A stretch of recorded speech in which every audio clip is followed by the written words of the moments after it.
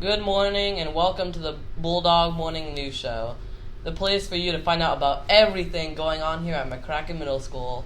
I am Brayden, a 7th grader here at McCracken Middle School.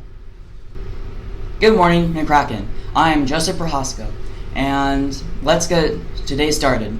I would like to invite you to stand with the Pledge of Allegiance with me, and please pause for a moment of silence.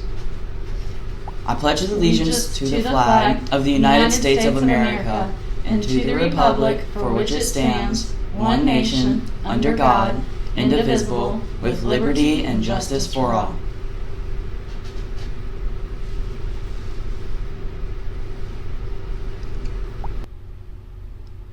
The Paint and Model Building Club will meet after school on Tuesday. Hey everybody, Miss Gurditch here. Just wanted to take a minute to talk about dress code.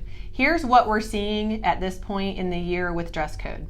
We're seeing a lot of hoods on in the hallways. We're seeing a lot of colored sweatshirts that are not within the 4 colors of McCracken Middle School: black, gray, green, or white. And we're seeing students who are not compliant with the appropriate pants as well.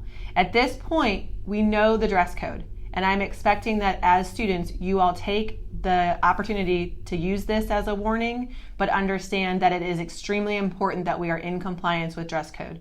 So teachers, I know that this has been quite the year, so please let us know how we can help address dress code. And students, it is your responsibility to come in the appropriate attire every single day. Congratulations to our soccer teams for a great start to the season. In soccer news, we're happy to announce that our girls' soccer team won their first game last night against River Ridge Academy with a score of 2-1. Way to go, Bulldogs! We are proud to announce that our Bulldog soccer team for boys also won their game against River Ridge Academy with a score of 6-1. Way to go, Bulldogs. What a great night. Our spring sports are starting to take off. Remember, if you would like to buy tickets to the event, you are to look on the host school's website under the PayPams, and you can order your tickets there. Here are our sports news updates. Boys and girls soccer practice Monday through Thursday after school until 5:30 p.m. Boys baseball practice meets after school Monday through Thursday until 6 p.m. Parents should pick up students at the MC Riley Field. Girls softball practice meets after school Monday through Thursday and lasts until 5:45. Parents should pick up students at MC Riley Field. Track and field practices after school Monday through Thursday until 5:15. Meet at the track. Don't forget that as we continue to celebrate Read Across America Week, today and Thursday during your advisory time, it will be an emphasis on reading. So take this time to enjoy some good independent reading. Remember, if you need a book, we've got them here for you in the Media Center.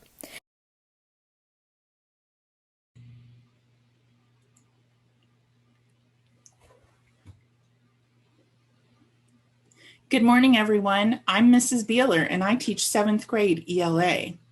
Today, I'm here to talk to you about some of my very favorite friends, books. Books are really important to me, and it's not just because I'm an English teacher. I enjoy reading books because it helps me escape from everyday life. When I'm in a good story, I can travel the world and never even leave my home. It's awesome. And especially these days when, our world is not the same as it used to be. It's our new normal. Sometimes I get a little depressed and I think, wow, woe is me. How can I focus on my life and have a good life and all of that?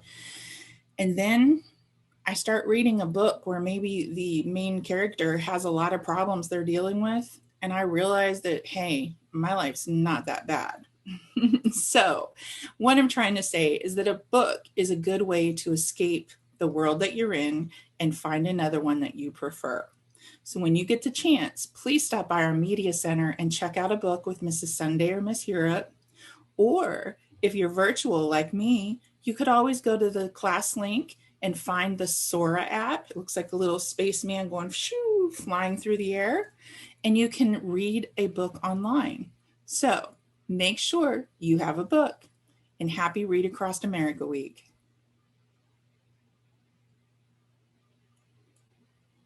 This Friday, we will wrap up our celebration of Read Across America with a special Hats Off to Reading. So on Friday, you can wear your favorite hat, baseball cap to school. Teachers, we'd love to see you in on this as well. Good morning, McCracken Bulldogs. This is Miss Conley. I had the pleasure of working with Mr. Johnson for Black History Month last week, and we put together a spoken word poetry contest.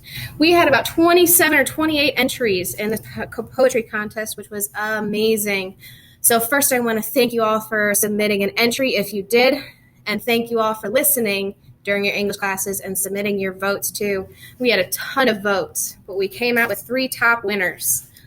Those winners are, drum roll, third place is Not My Story by Taylor B.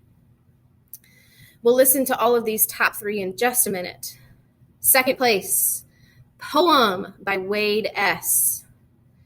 And our first place winner was 14 by Ariana B.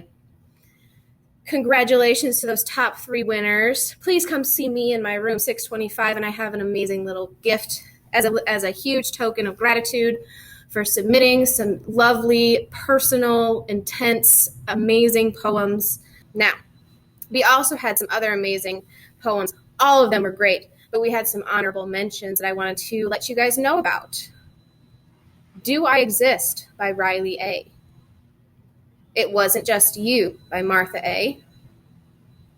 Untitled by Riley T. And I Am by Sage F. So these were honorable mentions. They got 20 or more votes. Congratulations to those people as well. And overall, thank you so much for participating. You all are amazing. You really put yourselves out there, and I appreciate it so much. We are all so proud of you here at McCracken.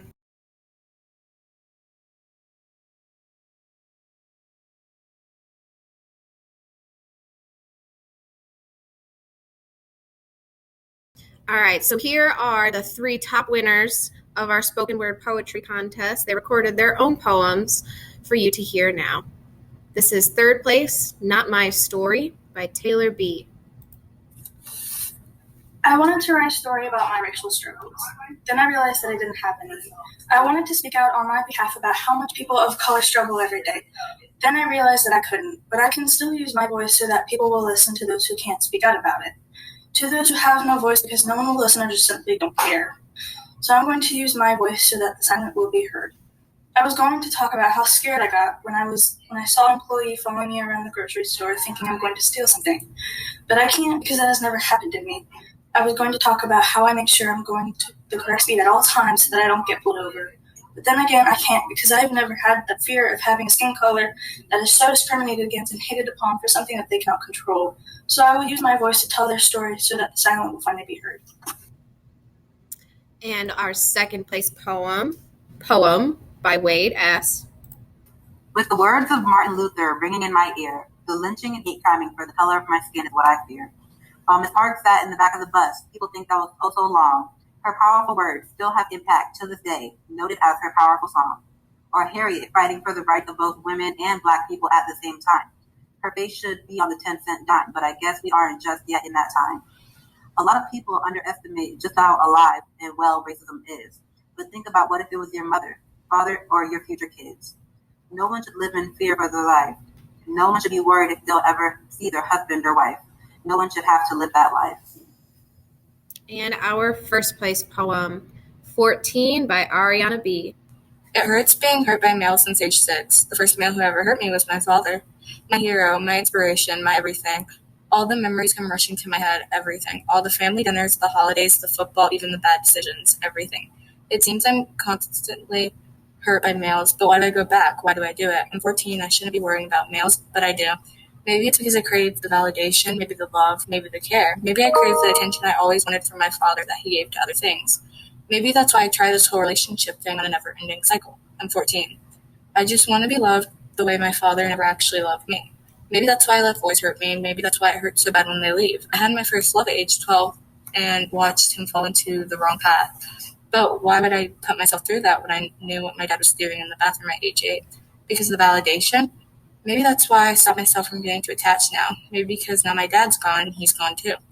Now I'm continuing the never-ending cycle of relationships, but I won't let myself get too close to this one because I'm afraid to get hurt.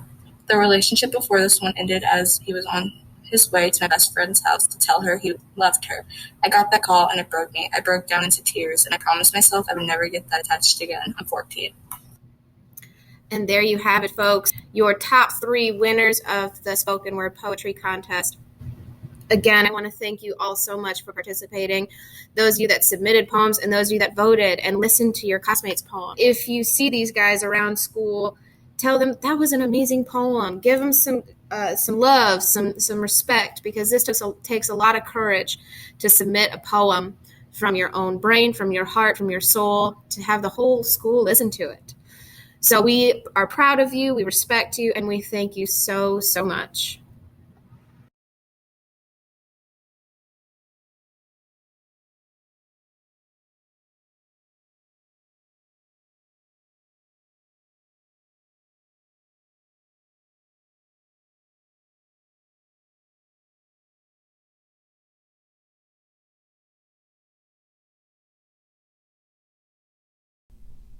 All right, guys, student advisory groups, those who have been nominated by their advisory teachers.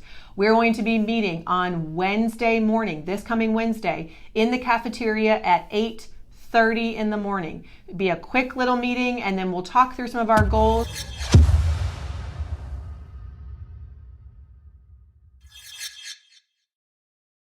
Good morning. Today we're going to talk about self-monitoring. To me, self-monitoring allows you to identify target behaviors you would like to either increase or decrease. What are some behaviors you need to stop doing or start doing in order to improve your grades? So I challenge you to identify one behavior that you need to change in order to get better grades. Looking forward to seeing some higher grades next time report cards come out.